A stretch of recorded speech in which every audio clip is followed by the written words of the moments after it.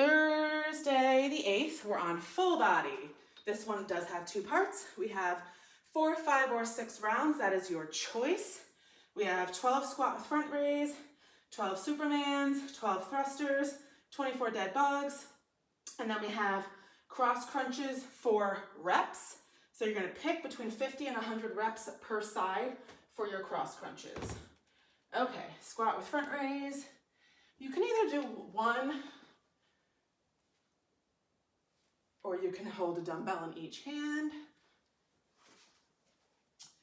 Supermans.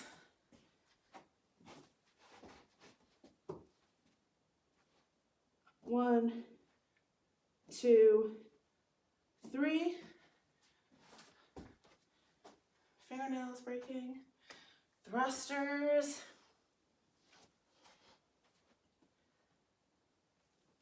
1, 2, 3. Dead bugs.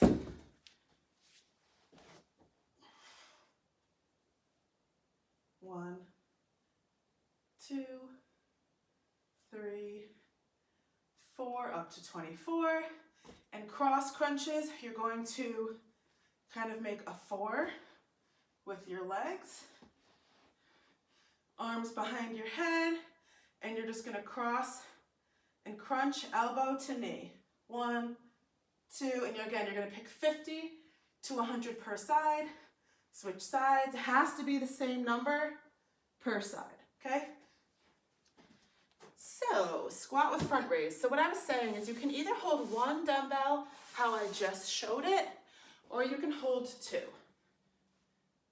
Okay, that is up to you. So what you're doing is you're gonna have a wider stance with your squat because your hands and your weight have to fit between your legs. So you're gonna squat down, lift, up, squat down, lift, up, okay. So you're either gonna hold a dumbbell in each hand, squat down, raise, up, squat down, raise, up, or you're gonna hold one the long way, down, raise, up, down, raise, up. So when you raise, the weight should come straight out in front of you, just like it does when we did our front raises. It's the same thing. You're combining a squat and a front raise, okay? So the only advice I have with that is it's more important to focus on your form than anything else. So when I do these, for some reason I find that I don't squat as deep as I would if I was doing a normal squat. I think because my stance is wider. So my squat isn't as wide, but I make sure, as deep, but I make sure that my back stays straight. So I'm here, I lift, up. Here, lift, up, okay? Or you could have the 2. If you have the 2, make sure that you're not going like this. You want to be here, lift, down, up. Here, very rigid, okay? You don't want to be swinging at all.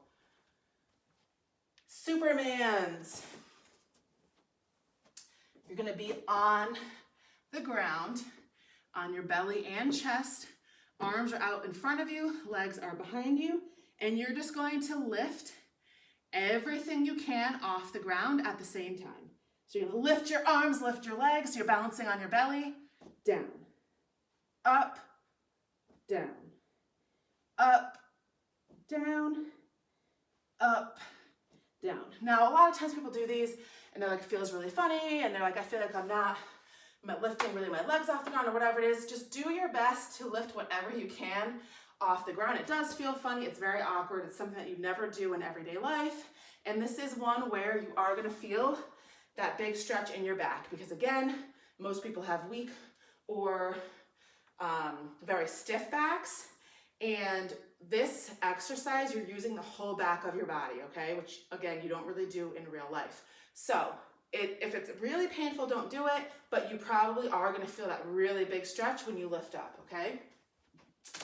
Thrusters, so this is combining a squat and a shoulder press. So you're going to hold the weights in a front rack position, which looks like this. It means the weights are in front of your body, and I always rest the tops of the dumbbells on my shoulders. You're going to squat down, And when you stand, you're going to press. 1, squat, press, 2, squat, press, 3. You can also just go straight into it without taking that pause. It's up to you. If you have issues, you can squat, you can tap and go, or you can full sit.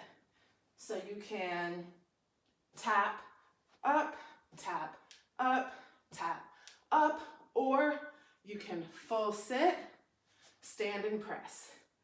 Full sit, stand and press, okay? Dead bugs. This is really, really good for your core.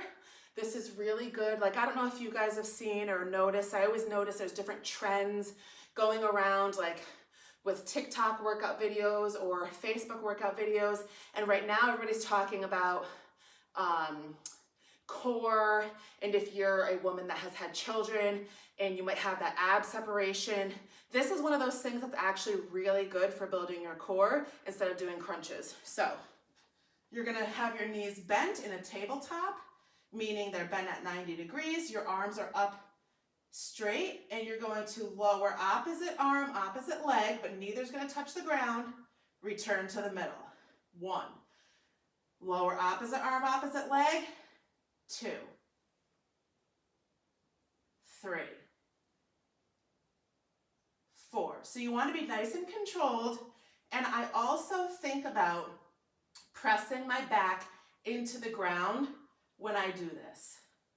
Okay, so I'm focusing on almost like pressing down through my belly button and trying to brace myself to keep my back on the ground. A lot of times we do exercises on our back, and you'll notice that your lower back will come up off of the ground, and you can actually fit your hands underneath it, okay? There's nothing wrong with that, but if you can suck down and keep your back, your lower back on the floor, it's building a stronger core, okay? So usually if your back is coming off, that means your core is weaker. If you were able to, like I said, I almost feel like I'm like hunkering down, like I'm really focusing on squeezing my abs tighter, and I feel like I'm pushing through my belly button to keep my back on the floor.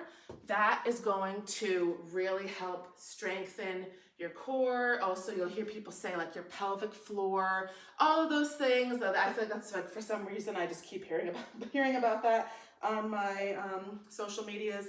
That is one that's really good for that.